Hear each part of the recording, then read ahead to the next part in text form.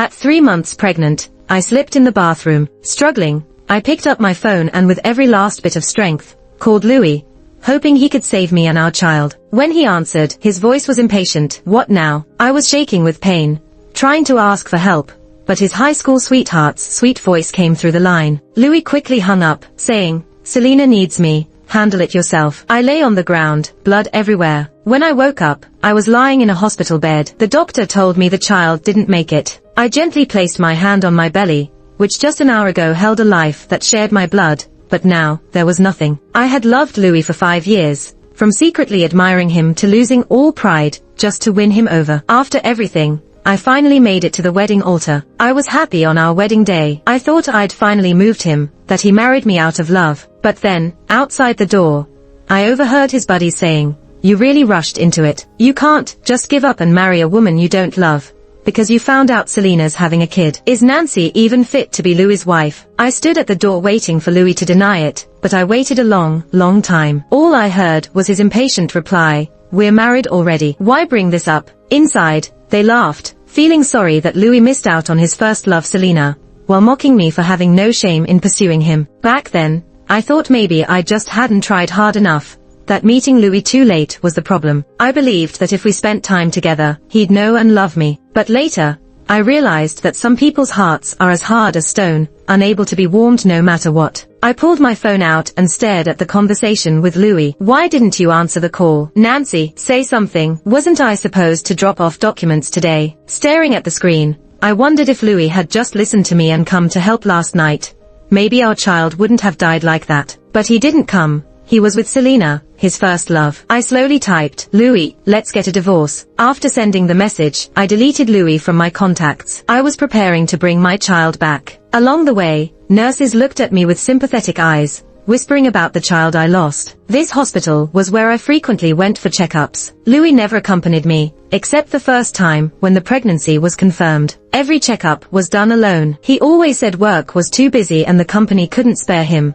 So I tried to be an understanding wife, always telling him, "It's okay, I can go alone. You focus on work." "Thanks a lot, Louis," said a sickly sweet voice. I looked up, meeting eyes with Selena. Louis was holding a 4-year-old, standing beside Selena like a perfect, happy family. His eyes landed on me and an expression of impatience crossed his face. Selena feigned surprise. "Nancy, are you here for Louis?" I looked down, no, not wanting to deal with them.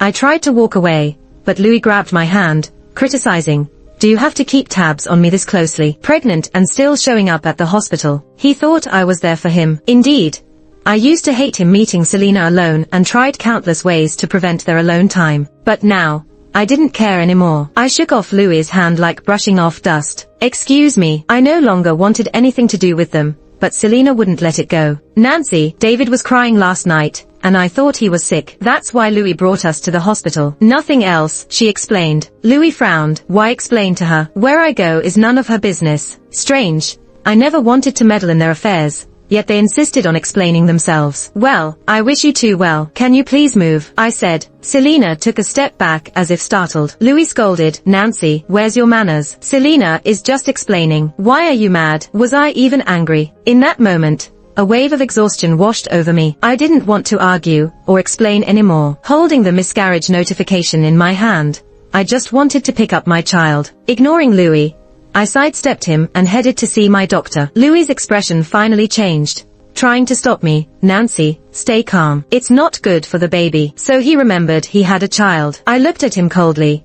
"Aren't you the reason I'm upset?" Louis didn't expect me to respond this way, nervously licking his lips. I couldn't listen to his excuses. Turning away, a sudden, sharp pain hit me. The child in Louis's arms had pulled my hair hard. Having just miscarried and feeling weak, the pull sent me falling back onto Louis. In moments, the child wailed, "Mom, it hurts." She hit me. "My hand hurts so bad." "Nancy, David is just a kid." Louis shielded the child, backing away. Selena rushed over and pushed me down. I embarrassingly sat on the floor, pain breaking out in a cold sweat. Looking up, I saw Louis comforting the child, while Selena nervously cradled his hand. "David, does it hurt?" "It's Mommy's fault. I didn't think she'd hurt a child." Selena looked at me. "Nancy, I know you don't like Louis with me, but David is innocent. How could you do that to a 4-year-old? I looked at the child in Louis's arms. He turned, sticking his tongue out at me. "Does a 4-year-old know nothing? If so, How could he bruise his own hand, then blame me in front of everyone? If he didn't understand,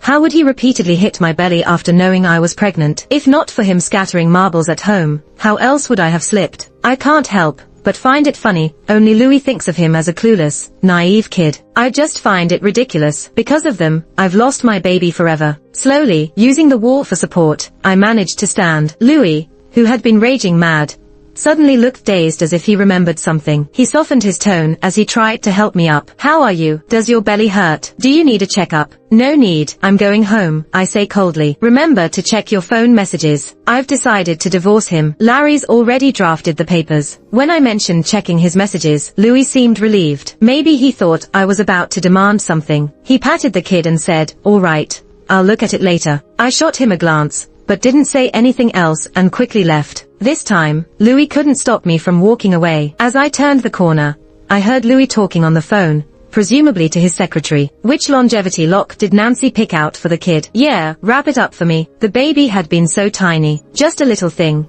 curled up in an ordinary box, not even fully formed. Holding the box, I stared at it, wondering if this was the child I was once connected to. It was so small, underdeveloped. The doctor said I could have more children in the future, but no child would ever be this one. I hugged the box to my chest, tears slipping down. I'm sorry, it's my fault, I couldn't save you. I went home and packed my things. I left everything Louis bought for me, only taking the amulet I got for the baby when I first conceived. It's the only thing that truly belonged to my child. Clutching the amulet, I headed downstairs. The living room was lit up, and I could hear children laughing. My heart skipped as I hurried down. I saw Selena's son, David, standing on the living room table, about to open the box that held my baby's remains. Don't touch it, I shouted, smacking his hand away. The sound echoed in the living room. David's hand turned red, and after a moment of shock, he started wailing. Louis got up and pushed me away. What are you doing? I clutched the box tightly and glared at Louis. Who gave you the right to touch my things? It's just a box, so what if he touches it? Louis said dismissively. David kept crying, insistently demanding the box. Louis reached for it, but I held on tightly and bit him on the hand. Louis gasped in shock, meeting my furious gaze with confusion. He seemed taken aback for a moment, but then shouted angrily, it's just a box. I'll buy you as many as you want. Why fight a kid over it? I clutched the box protectively. It was my lifeline, the only thing I wanted to safeguard. Seeing my crazed expression, Louis finally felt uneasy. He tightened his grip on my arm and said urgently, what's wrong with you? Just look at yourself. I looked up at him, my voice cold. Then let's divorce. I don't want to be your wife anymore. Louis looked stunned. Are you crazy? He seemed genuinely shocked that the usually docile me would say such a thing. Is this a threat? You think you can just leave this marriage? His glare shifted to my stomach. You dare divorce me, and you'll never see the child after it's born. I mean it, Nancy. If you behave and remain my wife, I'll give you anything you want. Louis always knew how to manipulate me, giving a small reward after the cold shoulder,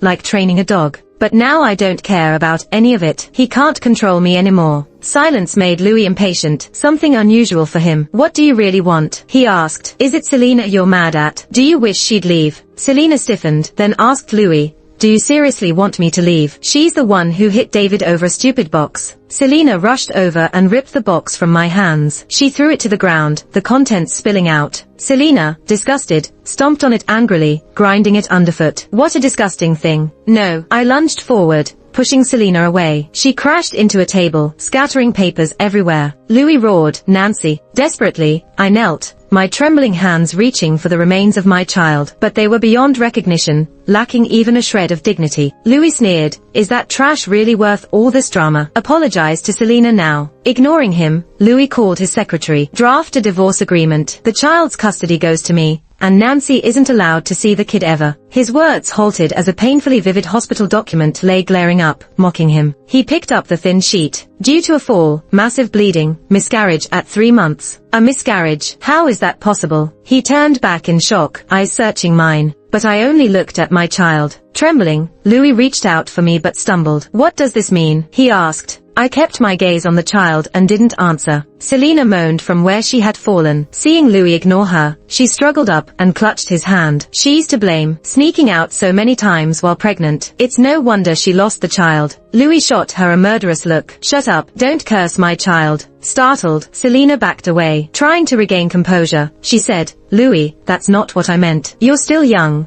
and you can always have more kids. Louis paused, nodding slightly. Yes, there can always be more children. He held my hand and said eagerly, it's all right, Nancy. We're still young. We'll have more kids in the future. Just like that, he thought he could brush off the mistake that cost us our child. I looked up and asked him slowly, do you know how desperate I was that night when I called you? I wanted you to save me. Save our baby. But what did you say? You said Selena needed you, and you couldn't leave. Louis pursed his lips. David was crying all night. When we finally got to the hospital, we found out he had a slight fever. Selena was alone with the kid. I couldn't just leave her, could I? I listened to him explaining, but my face showed no emotion. Louis always had a reason for standing me up. I still remember when we had plans to see a movie. He told me to wait while he took a call, but never came back. I sat there alone with people passing by. My calls went unanswered. I was afraid to leave, thinking he'd worry if he couldn't find me. Yet, even when the mall closed, he didn't return. Later, he apologized, saying he'd received an urgent call. I said it was fine. Much later, I found out that Selena had called, wanting a dessert from a trending shop. He drove 2 hours to get it, forgot about our movie date, and they chatted happily over dessert. I looked down at our hands. Once, my hand was soft and pampered. At home, my parents never let me do chores. But after marrying him, he said he didn't like having household help. So I did everything. I ironed his clothes, cooked healthy meals. But Louis was always cold, even thinking I brought him lunch, just to keep an eye on him at work. I slowly pulled my hand from his. He looked lost for the first time. I said coolly, you don't need to explain. I don't care. Don't care. How can you not care? You always hated me seeing Selena. His words were laughable. So he knew all along what I cared about and what I hated, but chose to ignore it. I stood up. The divorce papers will be sent to you. Remember to sign. Louis gritted his teeth. Nancy, don't regret this. I took my baby and my luggage back to the little apartment I bought before marriage. My parents bought it for me, thinking renting wasn't ideal for a single woman working far from home. So they scraped together money for this place. Mom probably didn't want me to argue with Louis, but having a place to stay was comforting. No one had been in the apartment for some time. Thankfully, Mom covered the furniture with dust covers. By the time I finished tidying up, it was 2 a.m. Lying alone on the small bed felt incredibly peaceful. I once slept alone in the master bedroom at Louis' house, hopeful he'd come back early. But eventually, I got used to waiting, then finally fell asleep alone. I called my parents, telling them I was going through with the divorce. After a long silence, my strict father said, we will support you in anything. If you want to cry, just cry. I held the phone, sobbing loudly in the small apartment. On the other end, my parents cried, too, but kept comforting me. I spoke incoherently, finally mentioning the child we lost, and broke down. Mom didn't say we'd have more kids. After a pause, she said, then we'll bring it back. We'll visit every year. I wiped my tears, told them I'd sort everything out, and visit soon. The lawyer was quick. The next day, everything was set, and we headed to Louis' company to discuss the divorce. In the car, Larry said, I'll strive to secure your legal rights. I nodded, thanking him. Larry paused, surprised for a moment. I asked, what's up? Larry smiled. I just didn't expect you to be so agreeable. I've worked similar cases before. Most clients want to divorce quietly, even if it means getting nothing. Some even feel taking money insults their love, refusing compensation and property division. I gazed out the window. Louis didn't start out rich. His success is partly due to my connections and support. I gave a lot. Why shouldn't I take what's mine? I'm not just taking it. I'm making sure he feels its loss. Larry nodded. His work would be easier with my cooperation. At the company, I approached the receptionist. Hi, I'm here for Louis. She glanced at me dismissively. Got an appointment? No appointment. No way you're seeing Louis. Silence followed. Larry looked surprised, but I wasn't mad. The receptionist had given me a hard time before. When I visited Louis, bringing meals or waiting for him, he'd be indifferent. Seeing his attitude, his staff didn't respect me either. Sometimes, seeing Louis with Selena, his demeanor shifted. Since then, the receptionist started demanding appointments. It happened often enough that I stopped visiting. This time, though, I wouldn't let her off. I examined her and called Louis' secretary, a smart and respectful person. He promptly came down when he learned the receptionist barred me. Please, Ms. Nancy. I glanced at him, pointing at the receptionist. Fire her. She exclaimed, why? I replied coldly, I own 10% of the company, making me a significant shareholder. We don't need a receptionist who can't read the room. Her face flushed with embarrassment. Louis' company wasn't easy to join. Even receptionists earned well. The receptionist stuttered, I'm sorry, I looked at her indifferently and thought to myself, does she really not get it? I lost the last bit of my patience and turned to my assistant, who quietly said, "I'll have HR handle it." The receptionist finally panicked. "You can't fire me. Selena recommended me." Louis definitely wouldn't agree. Funny, needing connections even for a receptionist job. But before I could say anything, Louis rushed downstairs. He paused when he saw what was going on and quickly asked, "What's all this noise?" After hearing the assistant's explanation, he frowned. Someone lacking common sense like that doesn't belong in the company. The receptionist turned pale, but Louis didn't care. He looked at me with a hint of joy. "Nancy, I'll make sure to teach these people a lesson. Do you want to come up?" I nodded. "I'm actually here to sign the divorce papers, Louis." Louis's smile froze. His expression turned frustrated. "Are you serious? You really want a divorce? Losing a child isn't easy for either of us, but we're still young, we could have more." I looked at him without emotion. "Whether I have kids in the future isn't your concern." His face darkened. "What do you mean?" I didn't want to argue. I took a step back, and Larry stepped in. "I'll talk to Louis." By now, many employees had gathered out of curiosity. Louis seemed like he had just taken a punch, but he took a deep breath and led us upstairs. Larry, true to his reputation, managed to secure huge benefits for me. When the divorce papers were pushed in front of Louis, he refused to sign them. He looked at me and said, slowly and firmly, "I can give you everything you want, but I don't want a divorce. I know you blame me for ignoring you because of Selena and for losing the child, but shouldn't you give me a chance to make it right?" He thought I didn't give him a chance to fix things. How could he think that after how many chances I've given him? Wasn't my disappointment and despair enough? When we first got married, we did have a brief period of happiness. Selena was already married then, expecting a child, living happily abroad from what I heard. Louis seemed to have moved on, throwing himself into work. He bought me gifts and shared amusing stories. But everything changed a year ago. Selena returned with her 3-year-old child. Louis's friends said her husband turned out to be a wealthy, but violent abuser who often beat her. She called Louis crying, saying she didn't marry for money, that it was all useless. She just wanted her child and left with nothing, coming back to him. Louis flew abroad to bring her back, claiming he was only helping her because she was his first love and like a sister his parents had told him to look after. I foolishly believed him and even felt sorry for her until I overheard her son, David, stomping on a gift I'd given. He asked Selena, "Mom, when will that bitch finally divorce Uncle Louis? I want him to be my dad." Selena smugly patted his head. "Soon, but she's such a bitch. She might keep dragging it." I couldn't believe my ears. What kind of person teaches their child such things? I was horrified. I tried hinting to Louis that they were too close, but he just looked at me sternly and said, "Are you jealous? She's just like a sister to me." So I stayed silent. But now, he was asking for another chance. I picked up the pen and coolly signed my name. I told Louis, "If you sign now, we can handle this peacefully. Otherwise, we'll have to see each other in court." Louis froze. He wanted to say something else, but just then the door burst open. Selena stormed in with her child, yelling, "Nancy, you're going too far. Just because Louis loves you doesn't mean you can hurt him." I raised my chin and asked, "Oh,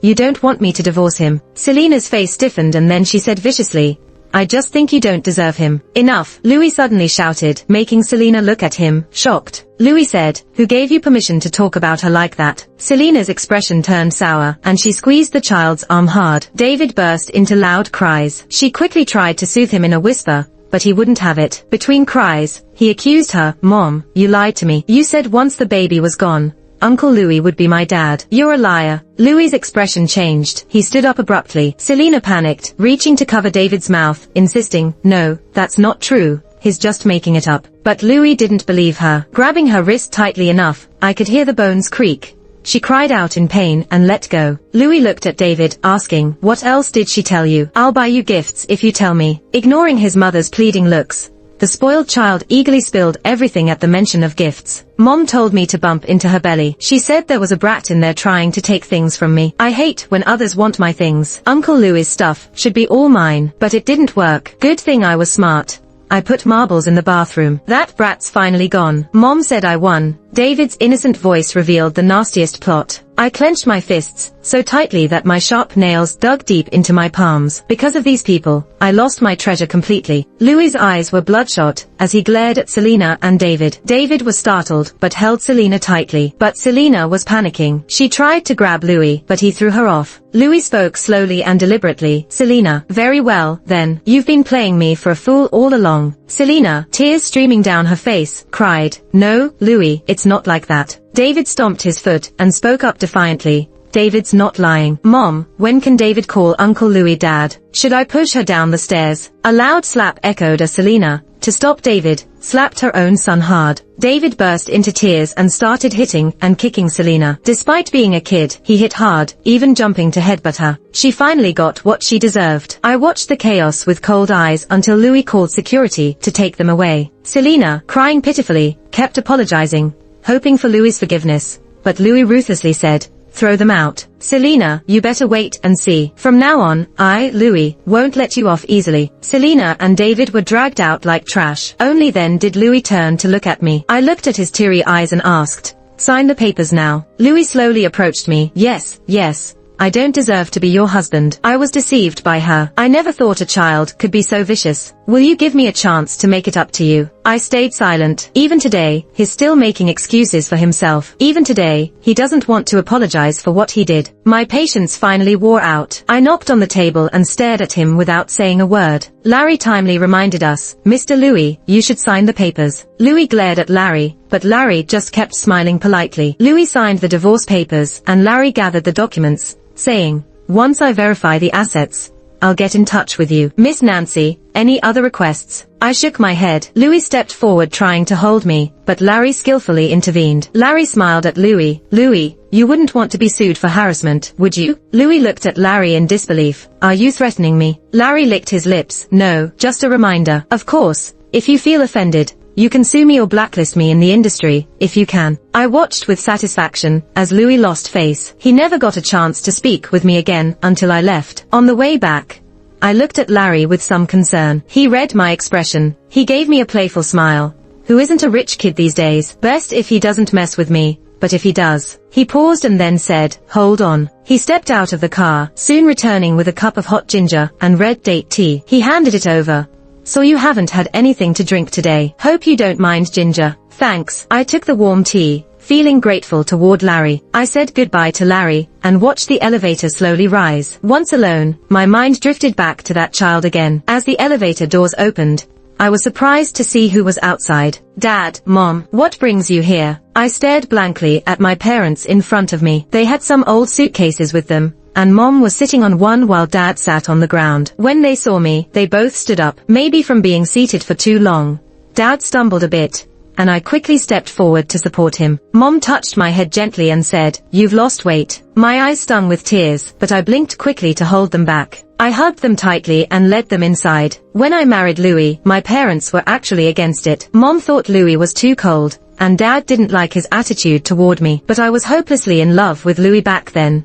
Married him against their wishes. On the wedding day, Dad held my hand and gave it to Louis, saying, "You must take good care of Nancy. She's our treasure, and we hope you cherish her too." Back then, how did Louis respond? He was serious, holding my hand, and said, "I will." Maybe he meant it somewhat sincerely at the time, but that sincerity was cheap. Even before the so-called 7-year itch, it had worn thin. Looking at my slightly aged parents, I said, "Let's go back home, shall we?" I didn't want to stay in this city that once broke my heart. Too many unhappy memories here. Staying would only be painful. My parents always supported my decisions. The next day we packed and moved back home. I inherited 40 million from Louis, and originally, the 10% shares could have let me collect dividends annually. But I wanted no ties with him and sold them at a high price. Whether it causes Louis trouble or not, what's that to me? Back home, I opened a small flower shop, named after the nickname I gave my child. Louis came to see me a few times, but I just treated him like he was a stranger. A few times, he ran into Dad picking me up,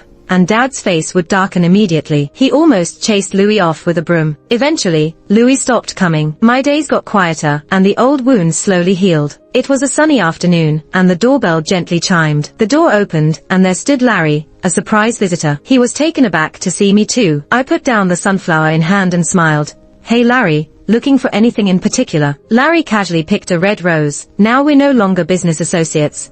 Can I have a chance to get to know you again?" "I'm Larry." Epilogue. My name's Louis, and I've been a golden boy all my life. Since I was a kid, my parents taught me to look out for my own interests. They showed me how to handle relationships and understand people, but they never taught me how to love someone. The day I married Nancy, I was happy, but my friends at the time made fun of me. I knew some of them looked down on Nancy for chasing me. I wanted to defend myself, to tell them I married her because I loved her. It wasn't some rash decision, nor because my first love, Selena, got married and had kids. Truth is, I don't care whether Selena got married or not. I only paid attention to her because our families did business together. Yet, as my friends made jokes, I couldn't say a word. If I did, I'd be the one getting laughed at. So, I smoothly said, "Come on, we're getting married. What's the point of this talk?" I comforted myself, thinking, Nancy's not around. She can't hear what I'm saying. Later, I got a call from Selena. She begged me to take her back home, and promised me loads of benefits. I was happy to play the nice guy. I didn't bother wondering what was going on with her and her husband abroad. But looking back, I regretted it. If I had checked her background,